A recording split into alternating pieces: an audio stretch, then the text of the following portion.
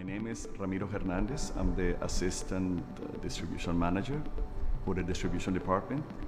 Okay, we are in charge of the water and the electricity, and today we're going to be discussing about electricity, specifically on the load shedding procedures that we have to carry out in a company due to special situations that we may encounter on the grid or in the power plant.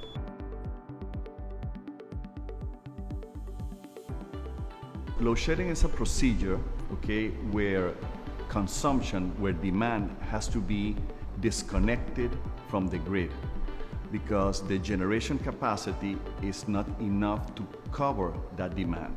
So not to have the generators running in overload, okay, or the frequency drop from 60 hertz, okay?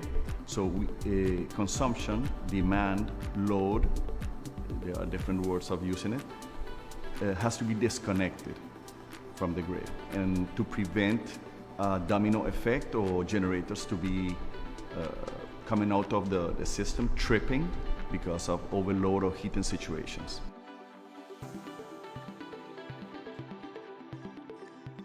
Load shedding could be affected primarily by the amount of units we have running on the power plant. Okay, usually we have a total farm of 10 generators. Okay, but those 10 generators cannot be running all of them at the same time. We don't have most of times the 10 of them available to run because we have to do maintenance procedures. So some of these procedures could be planned maintenance, like an overhaul. An overhaul can take from 5 weeks to 8 weeks, depending on the size of the generator, depending on the expected spare parts that need to be changed, okay? And also the load shedding is affected by the size of the generator that we are maintaining. We have from small ones that can go from 3 megawatts all the way up to the big ones that can generate 10.5 megawatts. And that will affect definitely the load shedding, how many cables or how much load has to be taken out of the grid.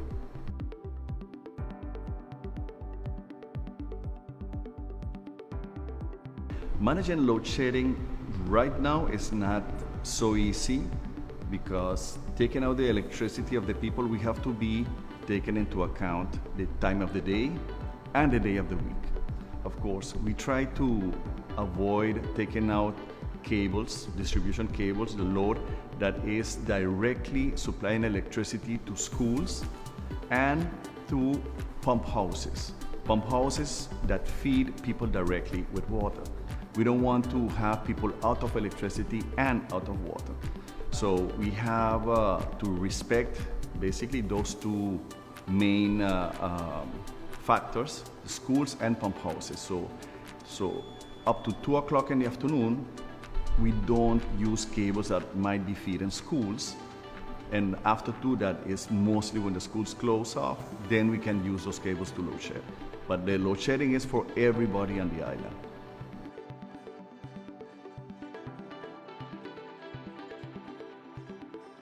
There are a couple of misconceptions. At the end or at the beginning, people always discussing or saying that, oh, you only take certain areas, be repetitive on those areas a lot. And maybe in the past was like that, but in the way past. Okay, right now we use everybody from lowlands to Oyster Pond, to Dutch Quarter, to Pelican, to Simpson Bay. Everybody is affected by the load shedding.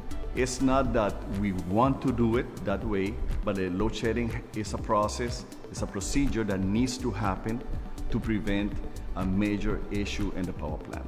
But everybody is affected by the load shedding. What we want to do is try to keep the people informed whenever we have to do these procedures. We have on the media, our Facebook page, and we always try to keep updated the public when load shedding needs to happen.